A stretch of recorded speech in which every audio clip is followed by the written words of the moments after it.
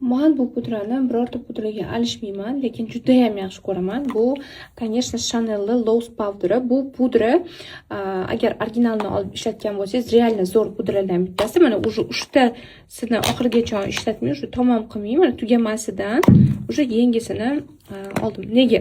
Chunki bu pudra boshqa pudralarga nisbatan qizajo'lar stoyki turishi, kiyimga, telefonga yo'q chiqarmasligi, yuzda yig'ilib qolmasligi, yuzni quritmasligi, qaritmasligi bilan ko'pchilikni sevimli pudrasiga aylanib bo'lgan.